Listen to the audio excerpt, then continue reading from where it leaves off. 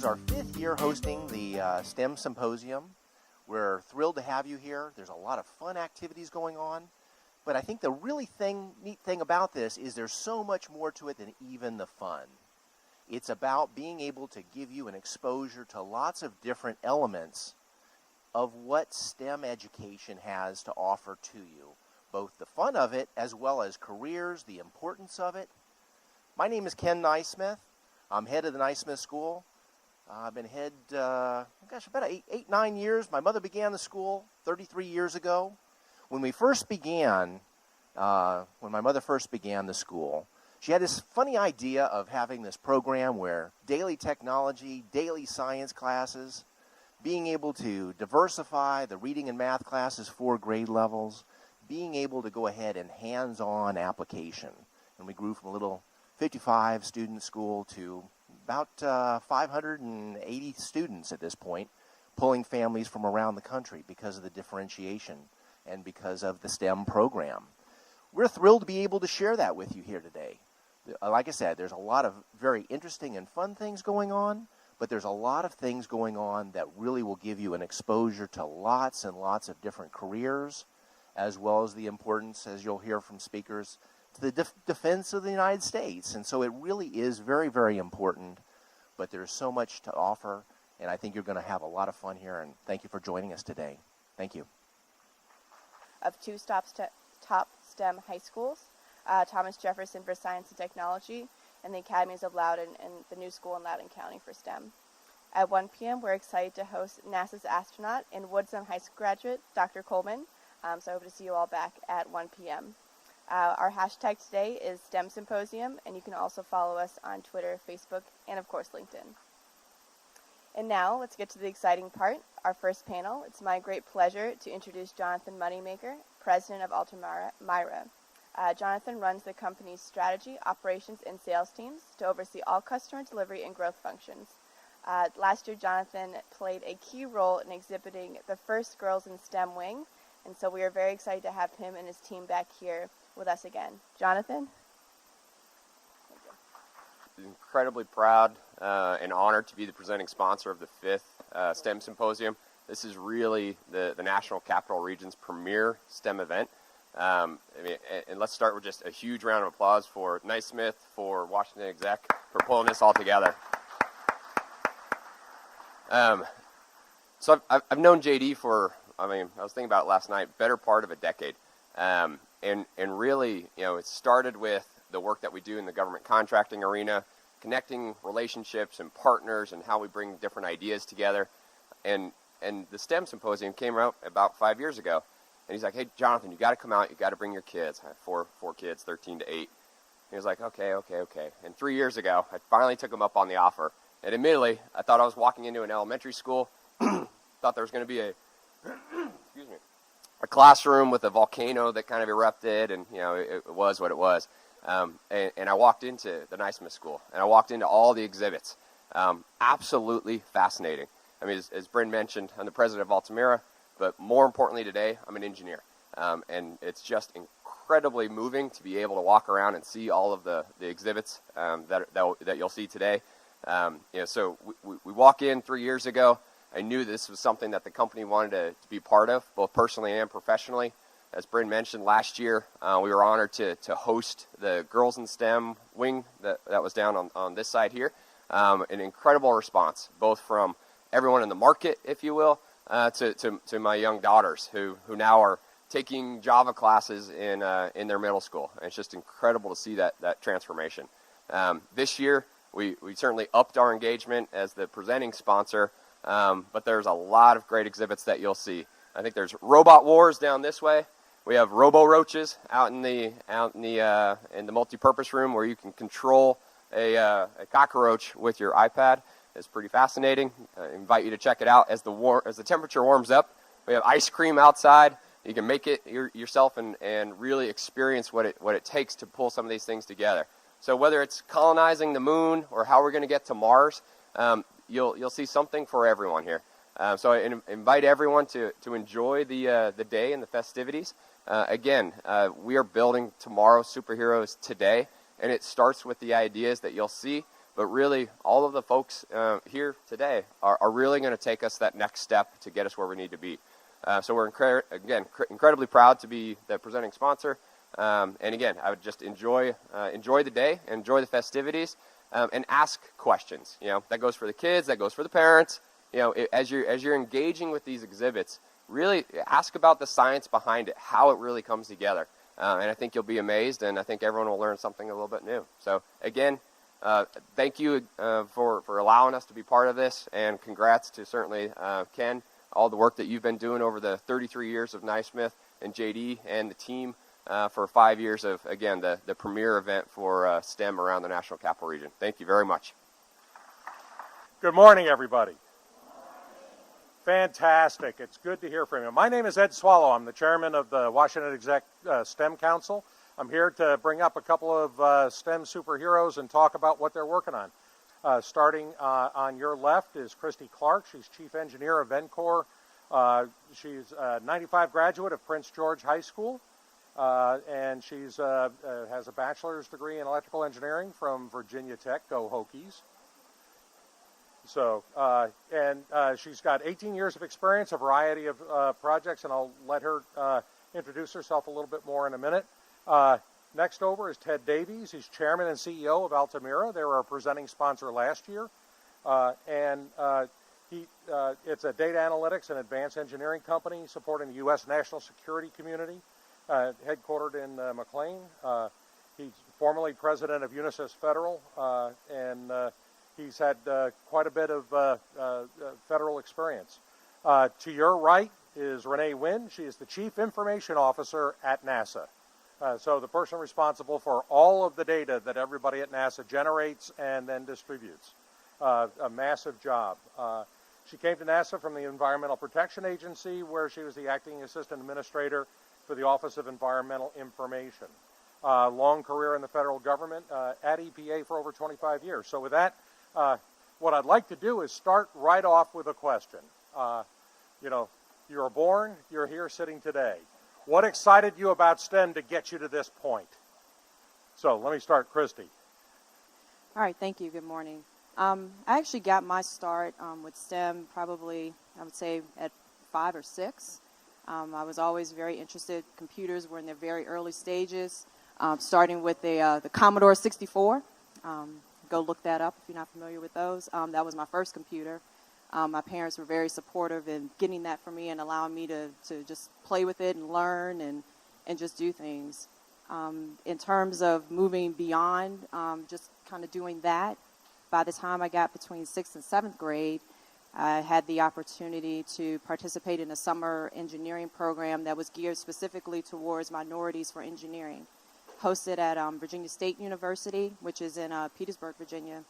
It's called the RAPME program, Richmond Area Program for Minorities and Engineers. And so that really took hold of, the interest that I had in computers. I always loved math, reading really everything, but math was something that was always of interest to me. And joining that program, that was where I got acclimation, meeting other people who looked like me that were also interested in math and engineering and science. We also had different speakers that would come in and talk to us. We were able to see other nearby companies. We had different speakers that would come in and talk to us about what they were doing in the different fields of science and engineering. We were able to visit colleges as well, different companies. And by 7th grade, I determined I would be an electrical engineer. Had visited Virginia Tech, and I was able to, we had a full day of tours, and just to be able to see just different things that were being done in the field. So those were all things that were at least opportunities for me that got me acclimated and put me on the path to where I am now. That's a great story, Kristy. I'd like to say that mine is that amazing. I was probably a regular young boy, a very tactile learner. I had to build things and take them apart, and I loved to construct everything from 3-story tree forts to roads in the woods that we could ride our bikes, and got into physics through that. As I got older, I got really interested in mathematics, and when I took my SAT scores, were really, really high in math and not so good in verbal, so it kind of pushed me in that direction. I came out of college. I actually had a business degree with a lot of technology courses, and started working with a wide range of technology programs, first with satellite communications programs, and then I worked on some of the fighter aircraft for the Navy, and just got fascinated with how technology can advance the mission of government, and have had a long career working with various technologies across the federal government. Good morning and welcome. It is a delight to be here. You know why it's good to be here? Because it meant that I'm actually here in my hometown for a little while. I just recently returned from Russia and Kazakhstan, where I saw my first human launch. I came to a job like mine, which is really cool, by a very circuitous route. I did really well in mathematics. I did okay in verbal, but I never saw myself in the engineering programs in mathematics, because what I looked ahead to was what my father was. My mom had focused more on the language side, and she was covert operations for the United States government. So I followed the path of least resistance and of great fun. And I want to tell you a little bit about my job, and then I'll tell you a little bit about how I got there, so that you know I have a true technology job. One is a job like mine. I've gotten to hold moon rocks. NASA has a moon rock curator. And pretty soon, I'm guessing we're probably going to have a Mars rock curator. The other thing I've done is I've flown in an airplane at 43,000 feet with a giant hole in the back with a telescope on the back of an airplane, and a partnership with Germany, and you can see the flag over there. And I stared at another galaxy and at Ganymede all night long.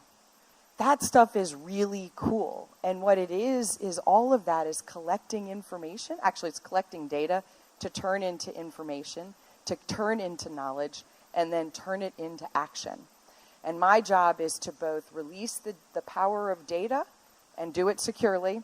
And the other part of my job is the darker side, and that is I have to protect the data. And NASA has gobs and gobs of data, and it comes from pretty soon. Voyager is going to be beyond our universe, so we'll be collecting data beyond our universe. So I manage information technology and information not only on this globe, but off this globe as well. And so it is a very cool job, and it's got some really hard pieces to it. So a little bit about myself. I have a Bachelor of Arts, no science, and I have an economics degree. And I'm probably older than many of the parents in this room. And the reason you don't know that is I try to dress young with sparkly pink things to attract all sorts of people to this. I'm a minority female, and a lot of folks don't recognize that, but if you see me in my family picture, you'll see the Native American traits. My great-great-grandmother was a medicine woman for her community. In Canada, my great-grandmother, whom I played cards with, she died after I graduated from college, and she always cheated at cards. I was pretty sure of that as a child. So I learned how to play cards very slyly, very early on. And card playing and game playing always can help you in your jobs, because you get to study and work with people across the way. So I know the moment I became a technologist was I was driving in the car with a project manager for a site, a cleanup towards the Langley, where NASA's Langley Center is. It was a groundwater site. And the personal digital assistants, I know you'll have to go to the museum to see those. And that is that we were talking about, wouldn't it have been better if the data that you were looking at for the groundwater and what was in that groundwater, wouldn't that have been better to be able to just call up when you need it? So this was the really early age where computers were getting into everyone's hands. And so he's like, yeah, that would make a huge difference in my job, because he spends hours getting ready to go to the field. And that's hours he could be doing other things. I've obviously figured out the microphone, haven't I? And so I said to him, someday that's what's going to happen. And then by accident and by fun and driven by absolute purpose of my job, which is serving the public and serving the people in my organization, I ended up in being the acting CIO at the Environmental Protection Agency, and then ultimately the actual CIO at NASA. And so I followed a different path to get where I am. Don't ask me to program a server, but you certainly can ask me to bring together a diverse team to make great things happen.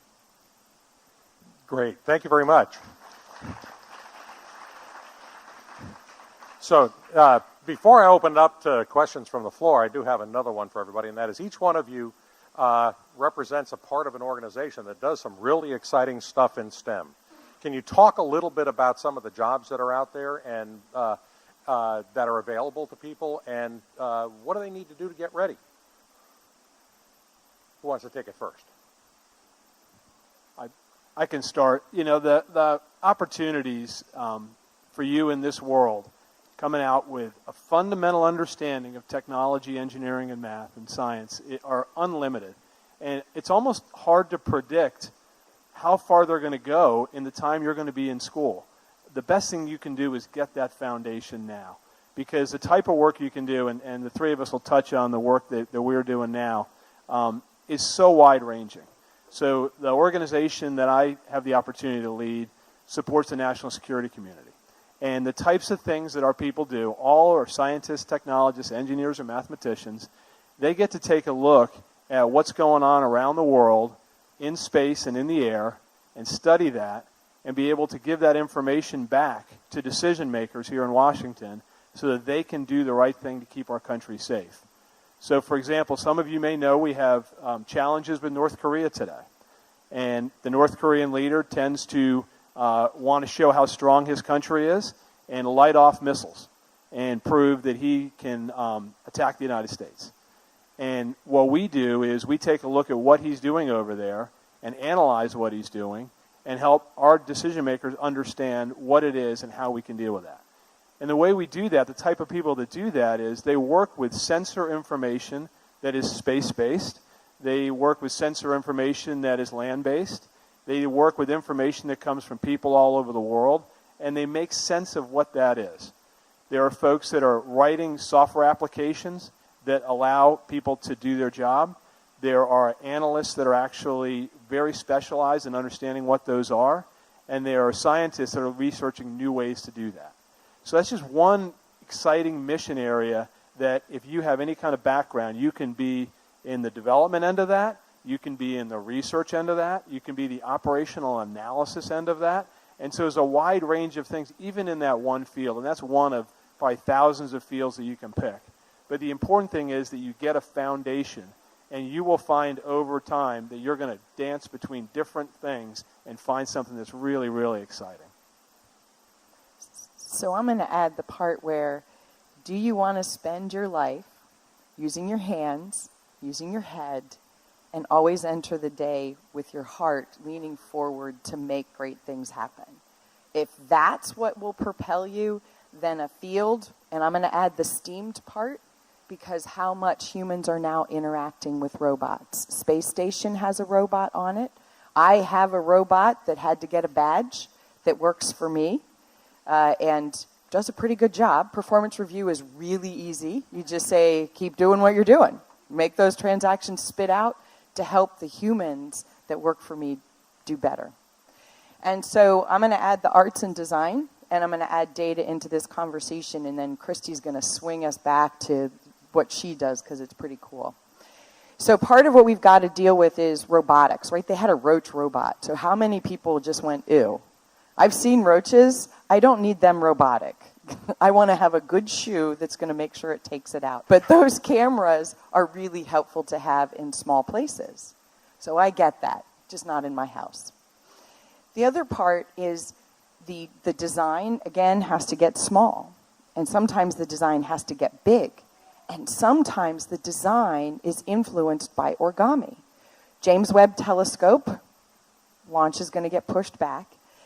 Used an origami design to create its sun shields. It is going to unfold like a lotus flower when it starts to be in space. It's going to bloom just like a flower. Well, that comes from being here and looking at the design of stuff and saying, how does that work? How am I going to fit something in a really tiny tube to get it into space so it can blossom and bring back amazing data?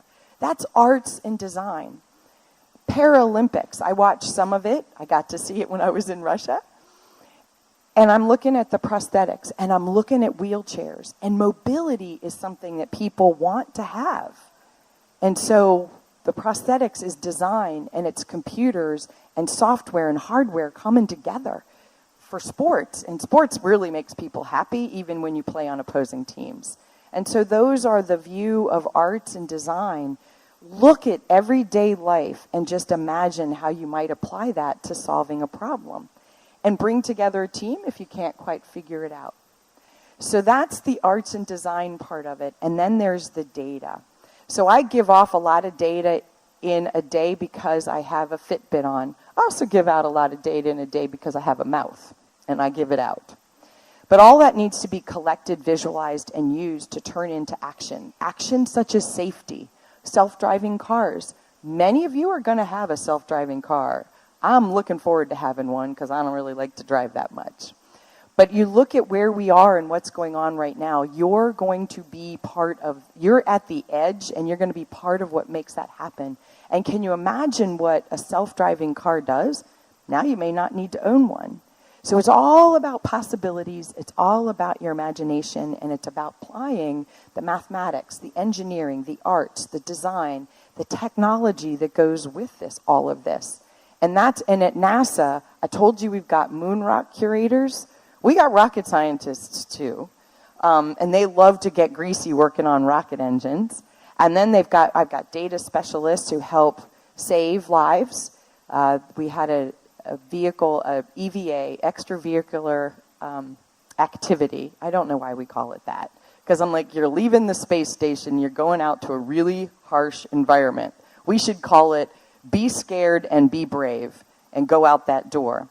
Well, we almost lost an astronaut because water was coming off of the suit. And you'll see if you're out in space, you're not going to pull your hat off and be able to breathe. In fact, it's very dangerous to do that. It's life-threatening.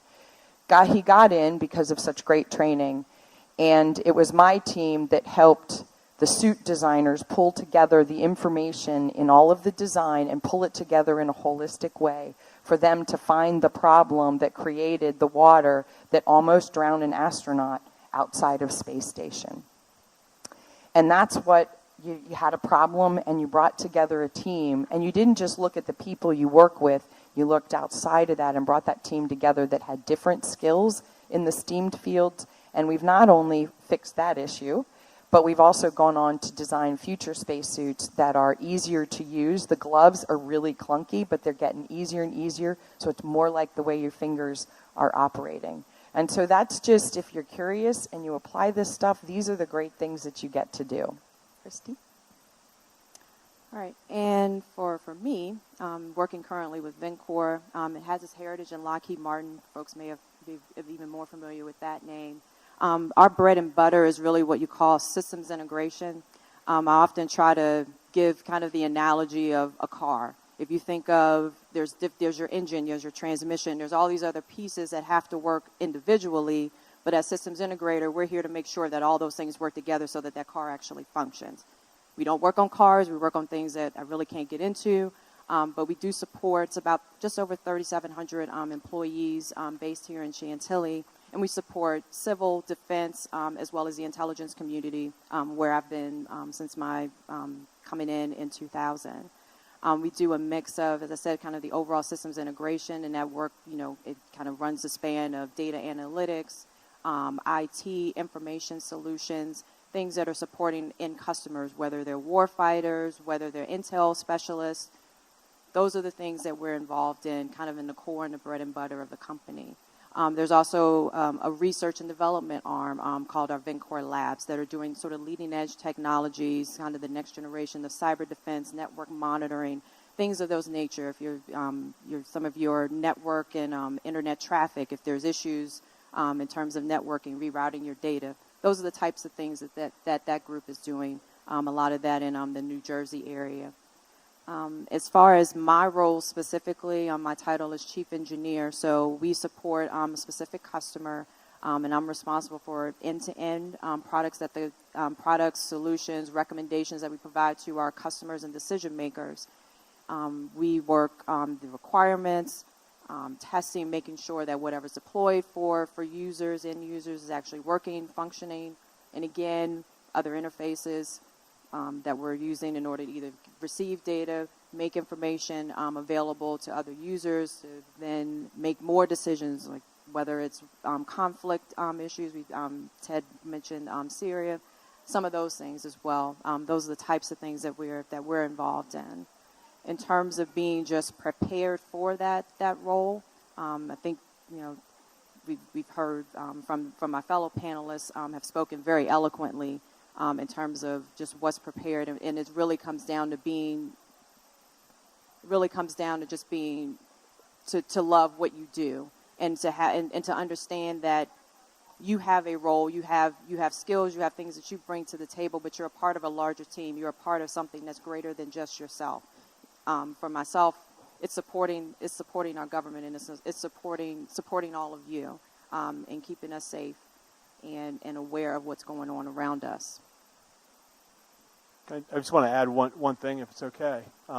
How many of you have heard of a guy named Albert Einstein? Raise your hand. Okay. And building on what Kristy said, he has I like quotes. One of the quotes from Albert Einstein is that, "I have no special skills. I'm just passionately curious." And here's a guy that did amazing things with his scientific background, and he did it because he was curious. It's really important, I think, as you look at this, to look at your world and look at what's going on in your world and what can be done better. Thomas Edison. People heard of Thomas Edison? All right? He invented the light bulb, right? Two quotes from Thomas Edison that I really like. One is he struggled to invent the light bulb. And he was asked, you failed. I mean, right in the middle of all that. And he said, "I didn't fail. I just found 10,000 ways to not be right."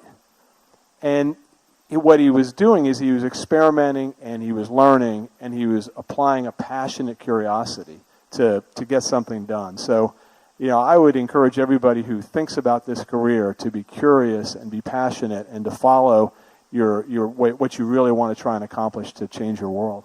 You saw like a hole with the telescope and stuff. Thank you for asking. That was an amazing experience. So who's been on an airplane, right?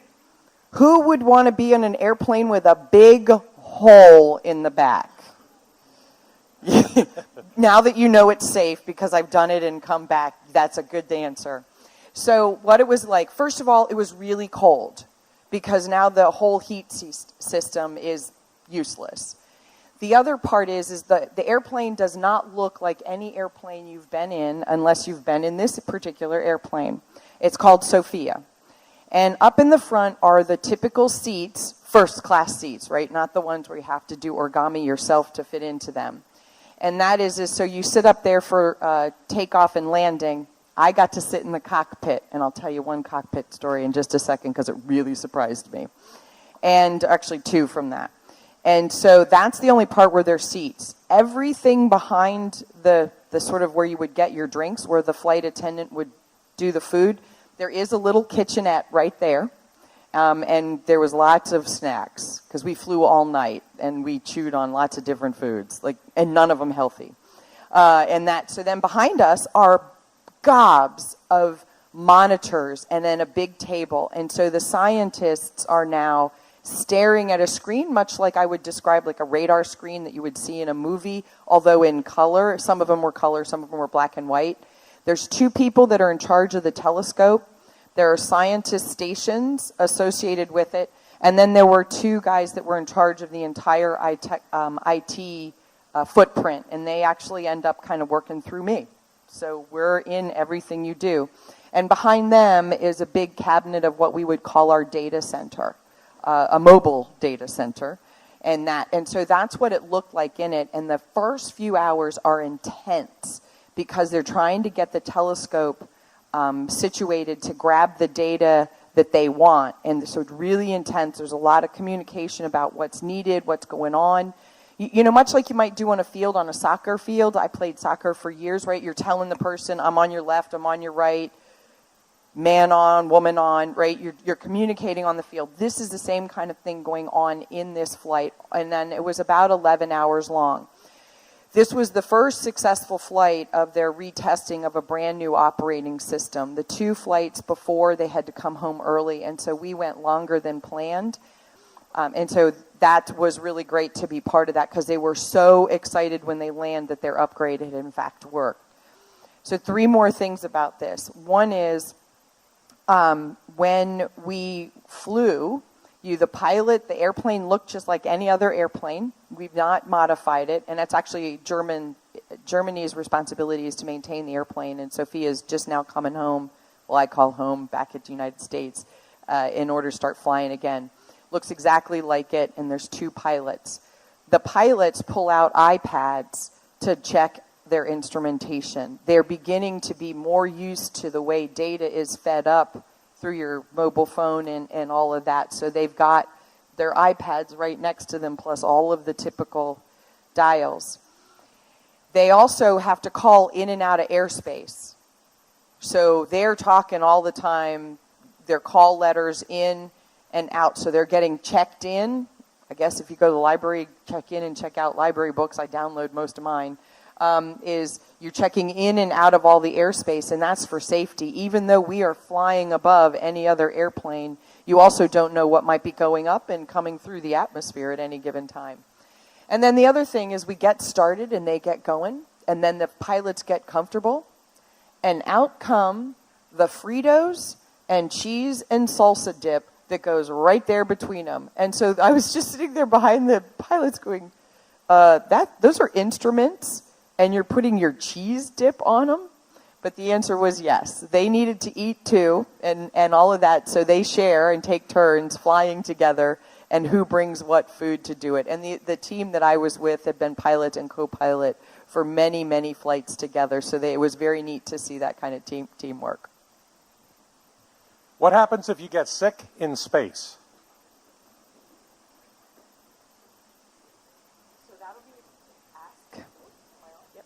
There it is. Yes. So also ask Katie Coleman. I know she'll help you with that. So one of the things is it depends on what you're sick with.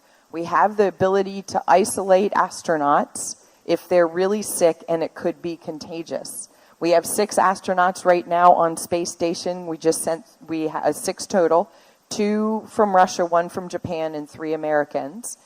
And so if any one of them should go down very seriously, we would go ahead and isolate it.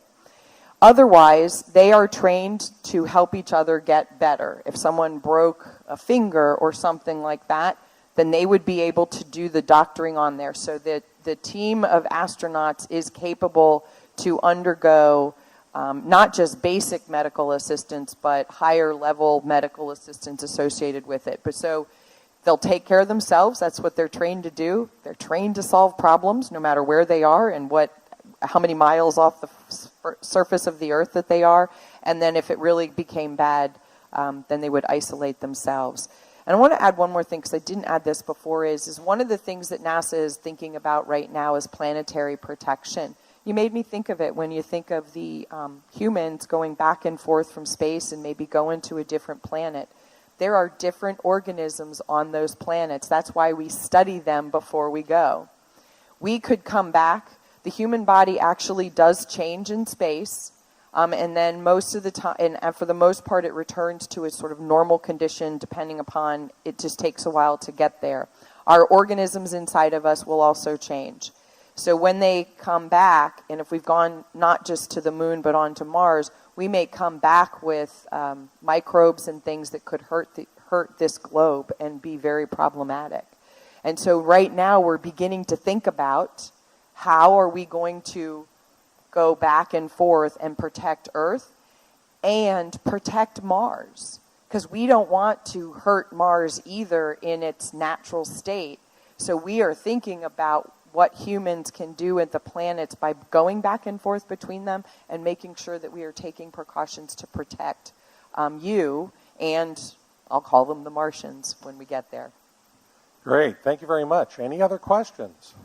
Damaged, and there's not enough pods. Well, pods to send that. So the astronauts or the residents of the space station could get down. Not enough to accustomed to all. So. Yeah. So the question is there, first of all, is there enough capacity so if something happens to the space station, everybody can get back to Earth? And if not, what do they do? Yeah. So there is enough capacity to get the astronauts back and forth should there be an emergency. And I think what we can do, too, is tee up for Katie to have her talk about the training that they do, which is very, very extensive, to staying alive and keeping each other alive should there be a catastrophic event on the space station. So we can get folks back and forth, but there is a point where there are things that could happen that might be very difficult from a time perspective, where you can get everybody into the safe, I'll call them safe havens, just to use common language, in order to get there. But Katie can answer the question of how do they practice that? Because they do, and I know that they do it at Star City. There's several training places where astronauts train on the equipment for emergency situations. Yeah, and I can add to that. The biggest threat to the astronauts is space debris hitting the space station. A lot of that is tracked by the U.S. Air Force, and the data is then analyzed, and so they try and move the station around. If you want to see something about that, out at the end of the Blue Wing, there's actually a demonstration on space debris, and they actually have some pieces of some space debris that's re-entered the Earth. So if you want to see what real space debris looks like, stuff that we've recovered from space, you might find that interesting. Here we go. Is there water in space? Is there water in space? I'm going to let... Have you guys done any work on that yet at Altamira? When we have not analyzed water in space, but scientists will tell you that there has been water in space. And different planets definitely show signs, but not actually discovered water, I don't believe. But we're not working on that. I don't know if Kristy or Renee has better information. But it's a great question, and maybe one day you would want to be involved in research around that. Yeah. Okay?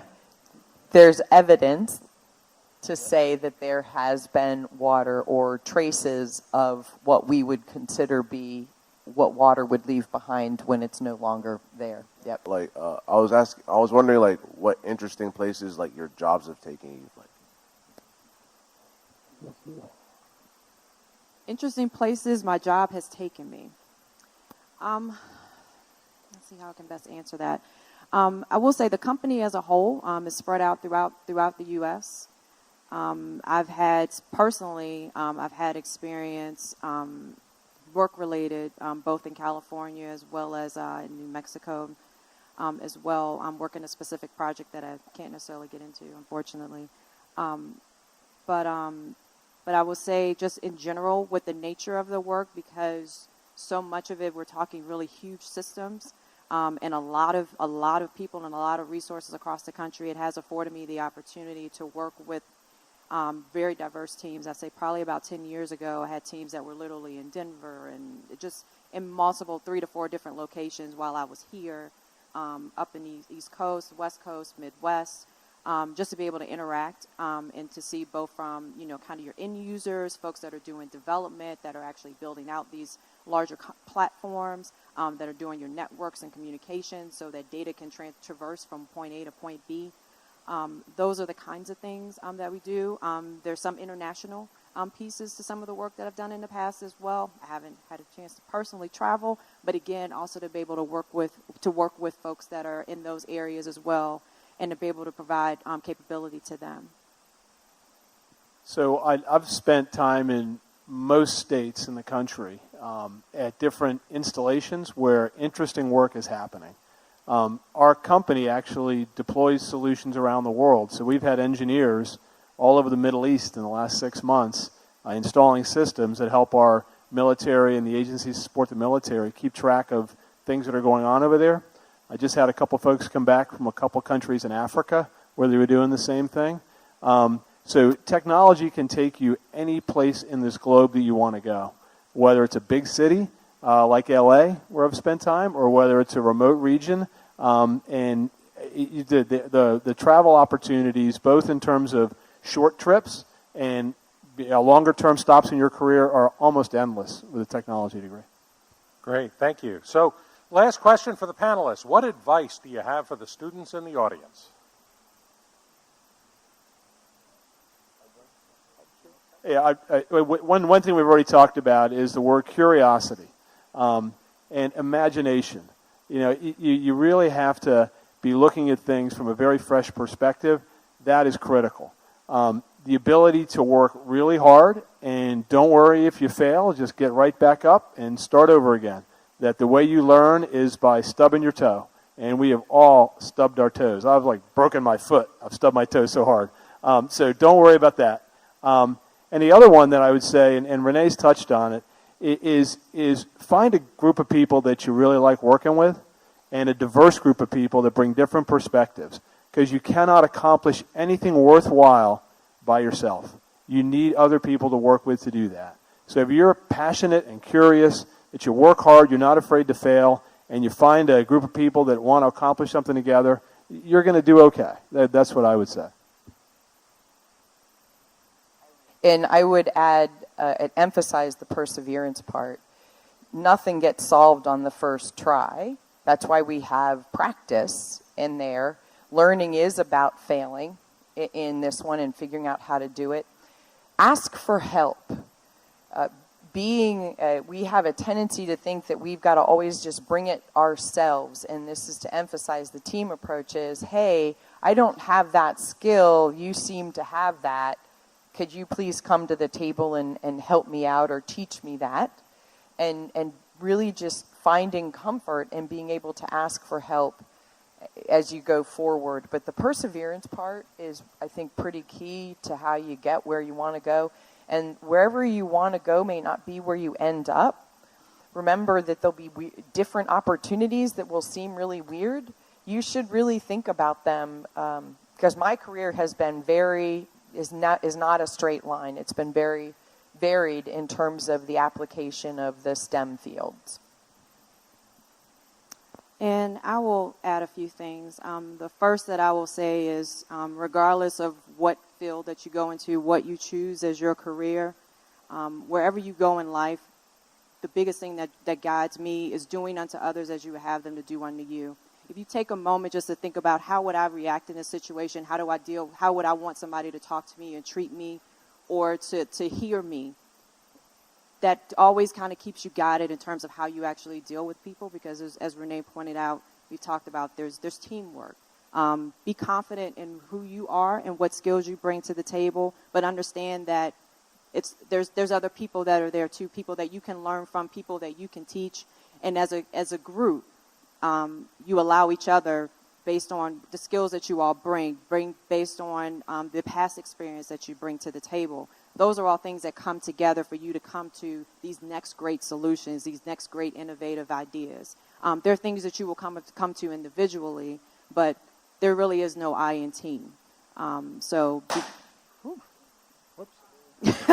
She was underscoring that.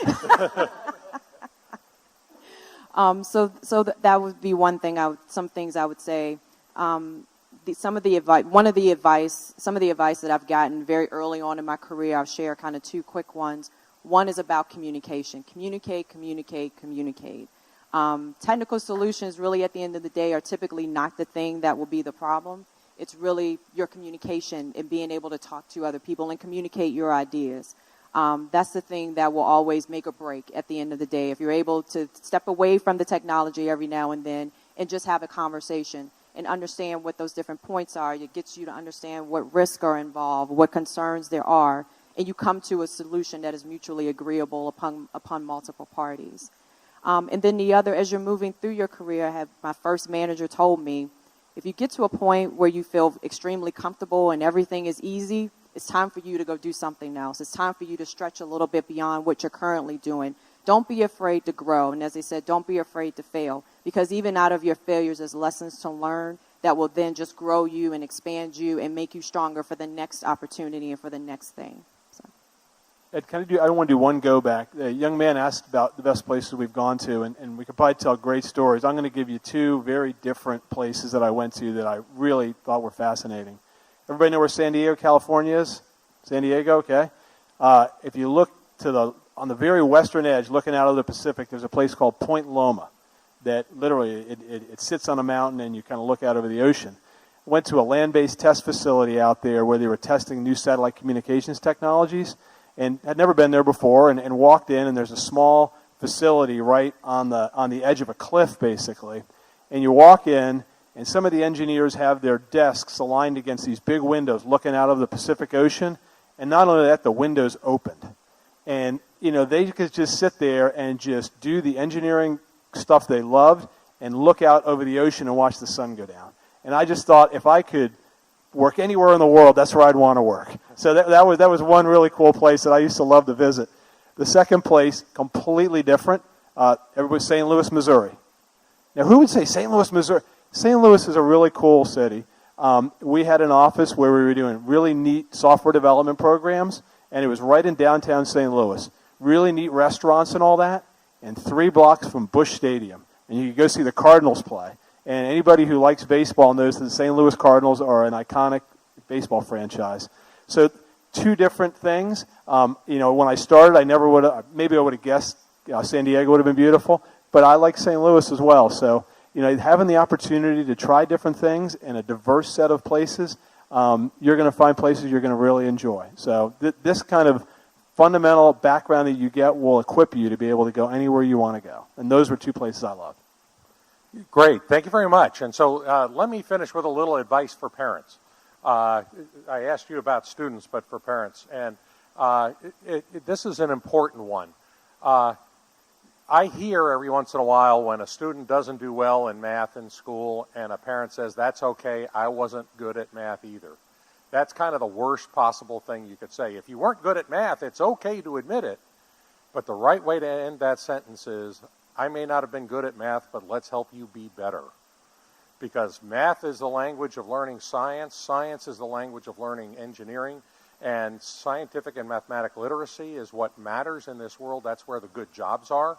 That's where the good jobs will be in the future. And that's where innovation and the next opportunity for people to build the next Facebook, the next Apple, the next, you name whatever technology you use today. That's where it's going to come from. And it's going to come from the kids that are in this room. So with that, thank you very much. Appreciate it. Appreciate the time from the panel.